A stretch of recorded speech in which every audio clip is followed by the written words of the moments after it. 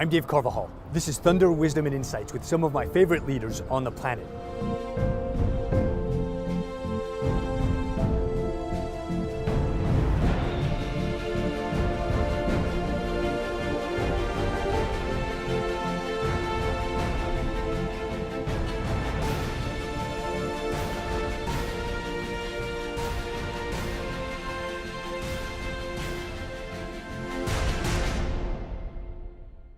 To me, leadership progression in your career are based on a number of things. So the first is, I think you just have to have total self-awareness. You need to be aware of what you do well and what you don't do well. And I think you have to have confidence in the abilities that you have to do things well, to surround yourself with people who are better than you in the things that you don't do well. Don't be afraid of it. Don't be afraid to find people who are smarter than you in some area, who know more than you in another area, have more experience in something. It's okay. It's really okay. And then your contribution is to be able to hold the whole thing together.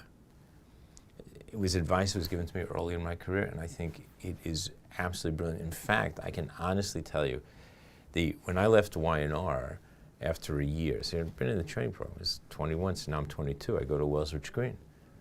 They had just won a big piece of business. They thought I came from the training program, Y&R, wow, must really, I didn't know anything. But they figured, what the hell, I must know a lot. So they said, oh, you gotta hire 15 people. It's like, what? Hire, what does that mean? How do you hire somebody? Like, I had no clue. So today, there's a whole system, there's a process. Back then, it wasn't quite that organized, and particularly when we were a small company at the time, it wasn't that well organized. They said, no, just go hire him. Don't worry, somebody will help you, whatever. And so what did I do? I called the smartest person I knew. She worked at Y&R. She was ahead of me. She was already like working in the system. And I said, Sue, here's the opportunity. You got to come. Like, I need the help. This is great. I paid her more than I was getting paid. She didn't know that, but I thought I had to, just in case it ever came up, and I wanted her to know, which I never told her until like a couple of years ago. Here's the joke. 30 years later, we're still connected. And we still work together. And so I brought in somebody who knew way more. She was way more buttoned up than I was. Her expertise in particular areas were bigger than mine. I was more creative. She was more sort of foundational, analytical. And it was awesome.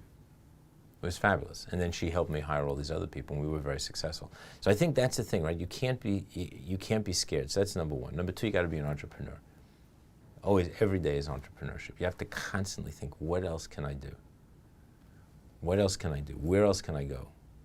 Personally and with your clients, with your whatever it is that you're working on. I think that's really, really important.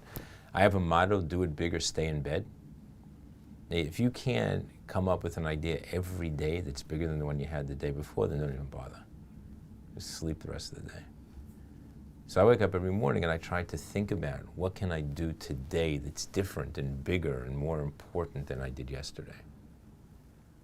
I think that's really critical. Always lead by example. Critical. And there are times you lead from the front and there are times you lead from the back. You lead from the front whenever there's adversity. I learned this in the army. I was in the Israeli army. You always lead from the front. You don't yell charge and point to the front, and everybody runs ahead and you're kind of standing back there with your sword. Ah! You got to be the one leading the charge when there's adversity. But when there's stuff to share, when there's glory, you lead from the back.